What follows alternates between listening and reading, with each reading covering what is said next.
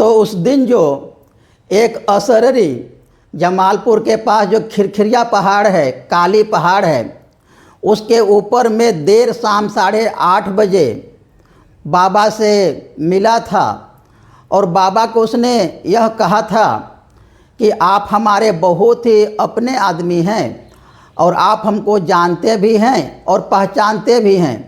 और उसने बाबा से यह भी कहा था कि वह अंग देश को प्राणपण से प्यार करता है।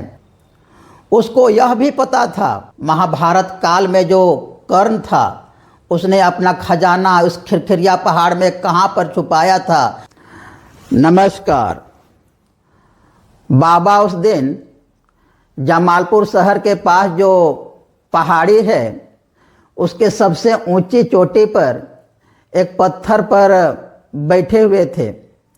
ऐसे तो जब बाबा जमालपुर शहर में रहते थे, जब वे रेलवे कारखाना में काम करते थे, तो प्रायः ही उस जमालपुर शहर की जो पहाड़ी है वहाँ पर संध्या समय भ्रमण के लिए जाते थे और शाम को 8 बजे तक घर वापस आ जाते थे। बिहार बंगाल में अर्थात पूर्वी भाग में 8 बजे शाम तक बिल्कुल अंधेरा हो गई होती है, जो कि पश्चिमी भाग में गुजरात राजस्थान में ऐसा नहीं होता है। तो बाबा 8 बजे शाम तक देर शाम तक घर आते थे। लेकिन जिस दिन की बात हो रही है उस दिन बाबा बताते हैं कि थोड़ी देर हो गई थी। बाबा उस दिन उस पहाड़ी पर जमालपुर शहर की तरफ मुख करके बैठे हुए थे। अर्थात बाबा के सामने में था केंदू वृक्ष का गहन वन और उससे नीचे घाटी से थोड़ी ऊपर एक इमली का पेड़, जो लोग जमालपुर गए होंगे वो लोग देखे होंगे उस इमली का पेड़ को। और उस इमली पेड़ के थोड़ा सा और आगे और एक पहाड़ है, अर्थात बीच में घाटी जैसा है। और बाबा के दाहिने हाथ में एक झरना था और अभी भी वो झरना है, जो कि पहाड़ से जो पानी गिरता है उसी से वो झरना बना है। और बाबा के पीछे वो पहाड़ का ही एक उभरा हुआ भाग जो समतल मैदान जैसा था और वो भी वन जंगल से भरा हुआ था। बाबा बताते हैं आगे कि उस समय शुक्ल पक्ष चल रही थी और शुक्ल पक्ष के कारण अंधेरा हो जाने पर भी वातावरण में थोड़ा प्रकाश जैसा था, ज्योत्सना था। और उस शुक्ल पक्ष के ज्योत्सना में बाबा बताते हैं कि उस पहाड़ी पर उस समय मेरे अलावा और कोई दूर दूर तक नहीं था। और बाबा बताते हैं कि पीछे की वन भूमि से उस दिन बहुत ही मधुर, बहुत ही मीठी हवा बह रही थी और बाबा को स्पर्श कर रही थी। और उससे बाबा को थोड़ी तंद्रा भी आ गई थी। काफ़ी देर हो गई थी और बाबा घर आने के लिए उठने को ही थे कि बाबा को आभास होता है कि पीछे से कोई आ रहा है। बाबा मुड़ करके देखते हैं पीछे की ओर, तो क्या देखते हैं, एक श्वेत रंग का साहबी पोशाक पहना हुआ कोई आ रहा है। बाबा एकदम उसको देख करके अवाक हो जाते हैं। अवाक 3 कारणों से होते हैं बाबा। पहला कि उतनी रात को वहाँ पर उस पहाड़ी अंचल में कोई नहीं रहता था, रहने की बात तो दूर, वहाँ पर कोई आता भी नहीं था। दूसरी बात, जीव जंतु के भय से कोई लकड़ी चोरी करने वाला भी उस समय वहाँ पर नहीं आता था उतनी रात को। और तीसरी बात, साहबी पोशाक में वहाँ पर किसी का होना उस समय ये बहुत ही आश्चर्य की बात थी। हालांकि उस समय अंग्रेज़ों का युग चल रहा था, लेकिन अंग्रेज उतनी रात को उस पहाड़ी अंचल में कभी फटकते भी नहीं थे। बाबा ऐसा सोच ही रहे थे कि वह बाबा के बिल्कुल पास आ जाता है और चारों तरफ ताक ताक करके देखता है। बाबा इसको अंग्रेजी भाषा में ही पूछते हैं, तुम कौन हो और तुम यहाँ पर क्यों आए हो? तो वह कुछ भी नहीं बोलता है और उसी प्रकार चारों तरफ बिल्कुल विस्मयकारी नज़र से देखता है।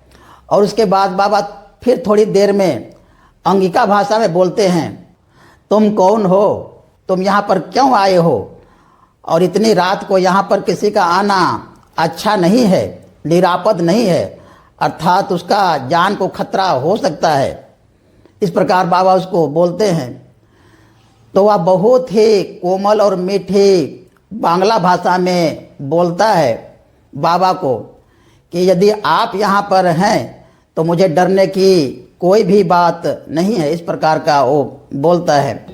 उस ज्योत्सना की प्रकाश में बाबा उसको देख करके अनुमान लगा लिए वह 23-24 साल का लड़का लगता था और बहुत ही अच्छे परिवार का, बहुत ही सभ्य परिवार का लड़का लग रहा है। और उसके आने से बाबा एकदम वहाँ के माहौल में एक बिल्कुल ही अजीब किस्म का अनुभूति फील कर रहे हैं और बिल्कुल वो अपना माया बल से वहाँ के परिवेश में एक स्वप्न लोक का सृजन कर रहा है। इस प्रकार से बाबा वर्णन करते हैं, बताते हैं। बाबा उसको नज़दीक से देख करके आश्चर्यचकित तो थे ही। उसके मुख में और उसके आँखों में एक बहुत ही शालीनता थी और वह बहुत ही सभ्य और अच्छे घर का लड़का लगता था। बाबा इसको बगल के ही एक पत्थर में बैठने के लिए बोलते हैं। बाबा स्वयं उस पहाड़ पर एक पत्थर पर बैठे हुए थे। वह बांग्ला में ही बहुत ही मीठी भाषा में बाबा को धन्यवाद दे करके बैठ जाता है और बोलता है कि मैं आपका बहुत ही अपना आदमी हूँ और आप हमको जानते हैं, पहचानते हैं, लेकिन लगता है इस समय आप हमको भूल गए हैं। बाबा उसका चेहरा को देख रहे हैं गौर से। उसकी दोनों आंखें एकदम निष्पलक थी और विश्व का सारा विस्मय, सारा माया का जाल उसके दोनों आंखों में एकदम निबद्ध हो गया था। वह क्या कहना चाहता था, बाबा उसको सुनने के लिए बिल्कुल उत्कर्ण थे, व्याकुल थे और उसको देख करके ऐसा लग रहा था मानो वह इस लोक का नहीं था। वह छाया प्रकाश से बना हुआ था और बाबा को लग रहा था जैसे कि बाबा चलचित्र देख रहे हैं, एक छवि देख रहे हैं। और बाबा फिर उसको बैठा करके पूछते हैं कि तुम क्या अंग देश के लड़के हो? तो वह बोलता है कि नहीं, मैं अंग देश का नहीं हूँ, लेकिन यहाँ बहुत दिन रहने के कारण यहाँ की मिट्टी से बंध गया हूँ और अंग देश को मैं प्राणपन से प्यार करता हूँ। फिर बाबा उससे पूछते हैं, इतनी रात गए इस अरण्य भूमि पर क्यों आए हो? लगता है तुम यहाँ पहले भी आ चुके हो। तो वह बोलता है बाबा को, हाँ आप ठीक ही बोलते हैं, मैं यहाँ पर प्रायः ही आता हूँ, या कहिए कि मैं रोज़ ही यहाँ पर आता हूँ। और फिर वह बोलता है यदि आप थोड़ा समय दें तो मैं आपको 2-4 बातें बताता हूँ और जैसे ही आपको विरक्ति लगेगा आप हमको बोल दीजिएगा, मैं अपना बोलना बंद कर दूंगा, मैं रुक जाऊंगा। इस प्रकार वो बोलता है। तब वह इस प्रकार से बाबा को अपनी बात बताता है कि यह बहुत पहले की बात है और उस समय अंग्रेज़ों का शासन चल रहा था और उस समय बंगाल सूबा होता था। बंगाल सूबा का मतलब होता है बंगाल, बिहार और उड़ीसा, वो तीनों को मिला करके एक सूबा था और उसकी राजधानी मुर्शिदाबाद थी।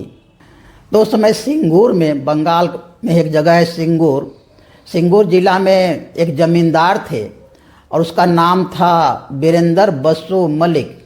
वे बंगाल संस्कृति को, बंगाल कल्चर को, बंगाल की जीवन शैली को बहुत पसंद करते थे, बहुत प्यार करते थे और उसको बचाने के लिए हर संभव प्रयास करते थे। उस समय के जमींदार लोग जिस प्रकार के भोग विलास में डूबे हुए थे और धन लोलुप थे, उस प्रकार का ये नहीं थे। तो अंग्रेज़ों ने सिराजुद्दौला को हरा करके, हम लोग जानते हैं कि 1757 में प्लासी की लड़ाई हुई थी और उस प्लासी की लड़ाई में अंग्रेज़ों ने सिराजुद्दौला को हरा करके, जो बंगाल का नवाब था, उसको हरा करके बंगाल में अपना वर्चस्व कायम किया था। सिराजुद्दौला को वे इसलिए हरा पाए थे क्योंकि उनका एक जो सेनापति था मीर जाफर, वही बागी हो गया था, वही विश्वासघात किया सिराजुद्दौला के विरोध में और अंग्रेज़ों से जा कर के मिल गया और अंग्रेज़ों ने उसको सिराजुद्दौला के बाद राजा बनाने का आश्वासन दिया। तो इसलिए उन्होंने उनका साथ दिया। अब सेनापति ही जब दोगला हो जाएगा तो सेना हार ही जाएगा। तो सिराजुद्दौला हार गया और अंग्रेज़ों ने फिर मीर जाफ़र को राजा बना दिया। लेकिन मीर जाफ़र बिल्कुल नाम मात्र का राजा था, उसका बहुत ही कम अधिकार था, क्योंकि अंग्रेज़ों ने उसको बनाया था, इसलिए बिल्कुल ही कठपुतली जैसा था और उन्हीं के नक्शे कदम पर वो चलता था, उन्हीं के अधिकार में वो चलता था। सिराजुद्दौला के मौत के बाद अर्थात पलासी की लड़ाई के बाद वीरेंद्र बसु मलिक का भी देहांत हो जाता है और मृत्यु काल में अपने एकमात्र पुत्र वीरेश विजय को बोलते हैं कि तुम अपने मन, वचन और प्राण से बंगाल की अस्मिता, बंगाल की संस्कृति और बंगाल की अर्थव्यवस्था को ठीक करने के लिए काम करोगे। वीरेश विजय इसको अपने हृदय में बैठा लेते हैं, इसको शिरोधार्य कर लेते हैं और इसके लिए वीरेश विजय समर शास्त्र में, युद्ध नीति में, युद्ध कौशल में अपने आप को पारंगत करता है, उसमें ढेर सारा ज्ञान अर्जन करता है। लेकिन मीर जाफ़र के रहते ये सब करना उनके लिए आसान नहीं था। लेकिन मीर जाफ़र बहुत दिन तक शासन में नहीं रहते हैं। उनका देहांत होने के बाद मीर कासिम आ जाता है शासन में, अर्थात अंग्रेज़ लोग मीर कासिम को बना देते हैं। मीर कासिम था अच्छा व्यक्ति और उसका आचरण भी अच्छा था और सुदृढ़ था। वो मीर जाफ़र जैसा नहीं था और बंगाल के लिए वो कुछ करना चाहता था और अंग्रेज़ लोग जो बिलाड़ की तरह अपना वर्चस्व कायम कर रहे थे, बढ़ा रहे थे अपना शक्ति, उसको ख़त्म करना चाहता था, उनको बंगाल के आधिपत्य से हटाना चाहता था। तो वीरेश विजय को भी एक इसी प्रकार की आदमी की आवश्यकता थी बंगाल के लिए। तो मुर्शिदाबाद में बैठ करके तुम कुछ नहीं कर सकते हो, तुमको अपना राजधानी चेंज करना पड़ेगा, अर्थात तुमको राजधानी मुंगेर करने का उन्होंने परामर्श दिया वीरेश विजय ने। वीरेश विजय ने मीर कासिम को इसलिए भी मुर्शिदाबाद से अपना राजधानी मुंगेर शिफ्ट करने के लिए कहा क्योंकि महाभारत के समय में जब कर्ण अंग देश का राजा था, उस समय अंग देश की राजधानी चंपकनगर था, अभी का चंपानगर जो नाथनगर में ही पड़ता है, और राजा कर्ण का एक उप राजधानी मुंगेर भी था। इसलिए महाभारत के काल में मुंगेर को राजधानी होने का गौरव प्राप्त था। वीरेश विजय के परामर्श से मीर कासिम शीघ्र मुंगेर को राजधानी बनाने लगे और अपना समर संभार भी बनाने लगे। मुंगेर शहर में बना विशाल किला, बना अस्त्र शस्त्र निर्माण का कारखाना, तोपखाना बाजार, बना कवायद सैनिक अभ्यास के लिए विशाल मैदान, कड़ैया मैदान या कोरो मैदान, बना शहर में नया सांस्कृतिक केंद्र कासिम बाजार इत्यादि। और अभी भी मुंगेर में बंदूक बनाने का बहुत सारा कारखाना है और मुंगेर को बंदूकों का शहर भी कहा जाता है। मीर कासिम ने फिर मुंगेर में बहुत बड़ा किला भी बनाया और मुंगेर को किधर राजधानी के रूप में डेवलप करने का पूरा उसने यत्न किया, प्रयास किया। अब ये सब बात कहाँ छिपने वाली थी, ये सब बात अंग्रेज़ों को मालूम चलती है और अंग्रेज़ लोग फिर मीर कासिम पर चढ़ाई कर देते हैं। और मीर कासिम को चढ़ाई करने के बाद गंगा नदी के पास में एक डाकरा नदी है, छोटी नदी, वहाँ पर दोनों के बीच में खूब घमासान लड़ाई हो जाती है। और मीर कासिम अंग्रेज़ों की सेना से कैसे लड़ सकता था, उसके पास शक्ति नहीं थी, कुछ संसाधन नहीं थे, कुछ सेना भी नहीं था, तो उसको पराजित होना ही था। तो मीर कासिम पराजित हो जाता है और किसी प्रकार अपना प्राण बचा करके गंगा नदी से ही वो अजीमाबाद चला जाता है, भाग जाता है। और वीरेश विजय किसी प्रकार से उसके साथ नहीं जा पाता है, वो मुंगेर में ही रह जाता है। वीरेश विजय के पास रह जाता है आगे की कार्यवाही का पूरा प्लान, प्रोग्राम, मानचित्र। अब वीरेश विजय क्या करता है कि उस मानचित्र को लेकर के वो खिरखिरिया पहाड़ में ही आश्रय लेता है।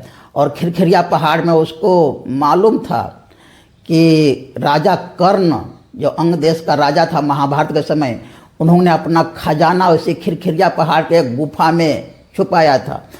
तो उसको थोड़ा थोड़ा आभास होता था कि, और उसी को वो खोज रहा था अपने आभास के आधार पर।